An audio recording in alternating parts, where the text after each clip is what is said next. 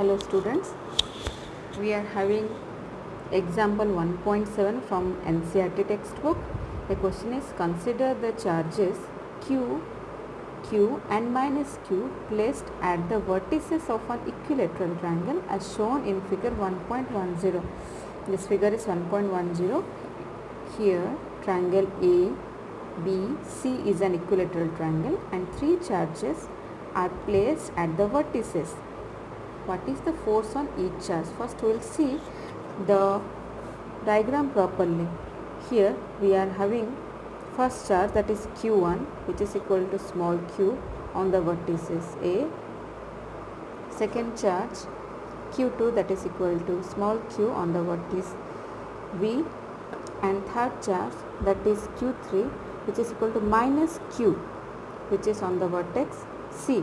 Here we must see the polarity of the charges. Two charges are positive, plus q and one charge is negative.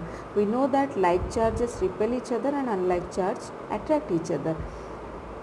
On the basis of this phenomena, we will give the direction of the resultant forces. Okay, so the length of the side is small l I have mentioned. First we will see the charge q at this point A. This charge q, okay, is feeling two forces. What are the two forces?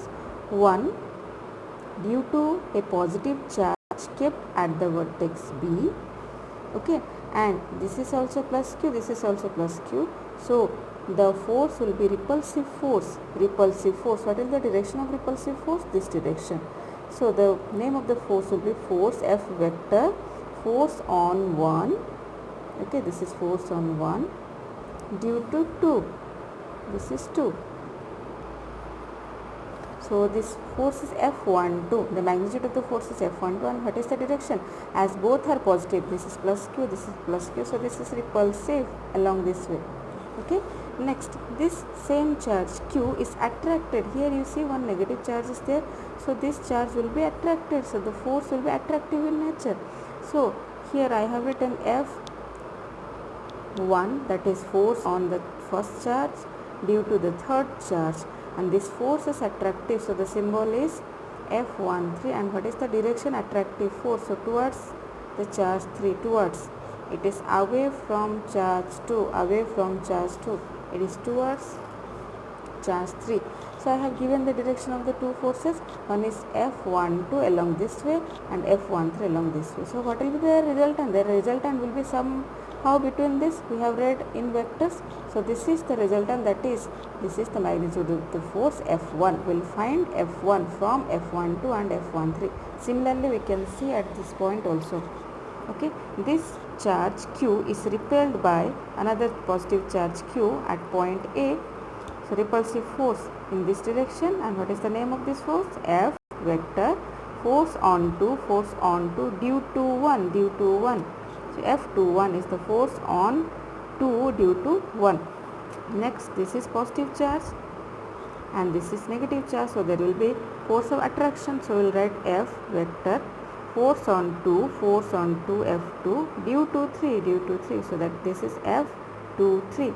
The direction attractive this side. Okay, so what is the resultant? The resultant will be somewhere between these two vectors, that is F2. Similarly, we will see at point 3.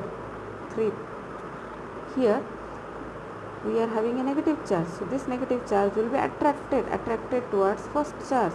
Attraction, force of attraction.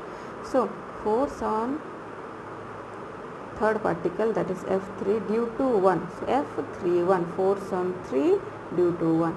Again here you see this is also attraction, minus and plus attraction. So F on 3, force on 3 due to 2, F32. And what will be the resultant? The resultant of these two vectors. This is one vector, this is one vector. The resultant will be in between these two vectors. So let us represent this as F3 vector. So up to here we have understood the diagram, the forces. Next, let us calculate the magnitude of the force.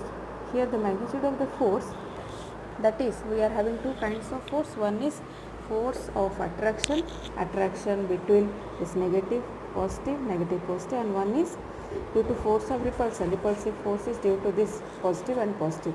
So what will be their magnitude? We'll see their magnitude will be F, that is 1 by 4 pi epsilon naught for both the attraction and repulsive force. And as the charges are Q, Q, Q, so if it is between these two charges, Q into Q, Q square by L square, Q square by L square. As we are taking the magnitude, if you will see the attractive force, this is also minus Q into Q, that is minus Q square. So we are taking the magnitude. So magnitude of minus Q square will be plus Q square only. So the magnitude will be same, that is F equal to 1 by 4 pi epsilon naught Q square by L square. So here it is what we to understand that all these forces, magnitude of the forces are equal. This F12, this F12, it is also 1 by 4 pi epsilon naught Q into Q L square. F21 same, F13 Q into Q, Q square by L square 1 by 4 pi epsilon naught. Okay, F31 also same, F32, F23, F21, all the magnitude are same, and what is that magnitude we have taken? It is equal to F we have taken. Okay, so first let us calculate F1, that is resultant of F12 and F13. What is the angle between these two? As it is equilateral triangle, all angles are 60 degree each. So if this is 60 degree, this full angle will be 120 degree. So what is the resultant? That is F1. F1 will be F12 square, magnitude of F13 square, plus 2 into F12, F13 cos 120. And what is the value of cos 120? Minus half. If we will solve it, what will get? We will get F. Okay, what is the magnitude of the force? F. And what is the direction we have to mention, because this force is a vector. So it is along BC. You see this direction, this will be in this direction, and this direction is parallel to this direction, isn't it? What is this direction? It is B and it is C. So I have written the resultant of these two forces, that is F1 equal to F along BC.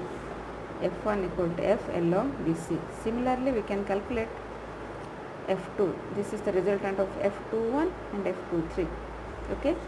In a similar manner, if we calculate, we will get again F, magnitude will be F, because the angle between these two is again 120. Okay, and this F21 is equal to F23, because all the magnitudes are same. In the same, if we repeat the same process, we will again get F, but the direction will be different. Here the direction of this force is in this way, F2, and we can see this direction, it is parallel to AO, isn't it? So we will write F2 equal to F along, this is the direction, the direction here is AC. Sorry, this is along AC. Okay, this is along AC.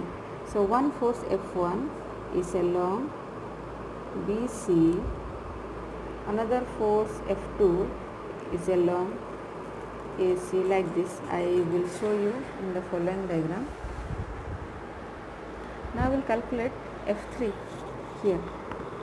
F3 we will see F3. So F3 is the resultant of F31 and F32. Okay, again F31 and F32 are equal to each other. What is the angle between these two?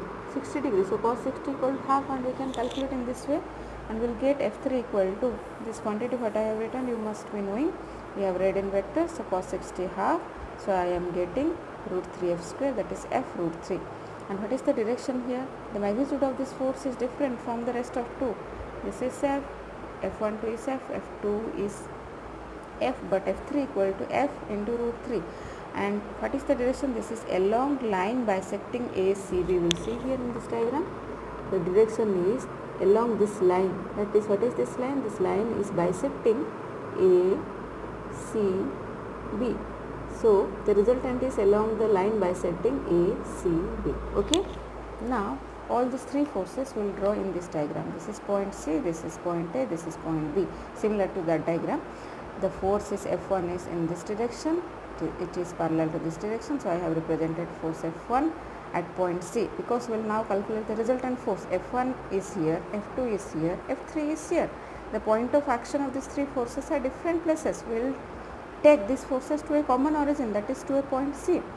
At point C, F1 is in this direction. At point C, F2 it is in this direction.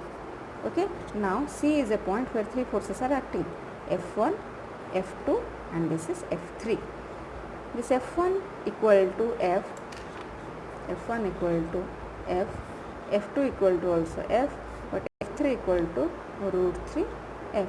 Now we will calculate the magnitude of these two forces, that is F1 and F2. What will be the resultant of this F1 and F2? It will be in between this. Let us name this force as F dash. So the resultant will be F1 square plus F2 square plus 2 into F1 F2 cos of, what is this angle? This is 60 degree, cos of 60 degree. So if we will solve, we will get cos of 60 degree. What we are getting, this F dash equal to F root 3. This we got F dash equal to F root 3. Now these two resultant we have taken. The resultant of this and this force is this. What is the magnitude of this force? This is F root 3. Now we will find the resultant of this force, that is F dash, and third force, that is F3. What is the resultant of these two forces? If we will see, this F dash is also equal to, F dash is equal to F root 3, and this F3 is also equal to F root 3. The magnitude of these two forces are equal. They are acting at a point, they are opposite in direction. What is the resultant? The resultant will again are equal and opposite, so the resultant force is 0. So here we are not asked to find the resultant force. Just to clarify your doubt, I have found the resultant force. The question is just to find the resultant, that is F1, F2 and F3. So F1 is F. What is the magnitude of F? 1 by 4 pi epsilon naught Q square by L square, and you have to mention the direction, that is along BC. What is F2? F2 is again 1 by 4 pi epsilon naught Q square, L square and along AC. And what is F3? F3 equal to root 3F, that is root 3 into 1 by 4 pi epsilon naught Q square by L square and along the line bisecting ACB. If you will be asked about finding the resultant of all the forces, the resultant of all the forces will be 0.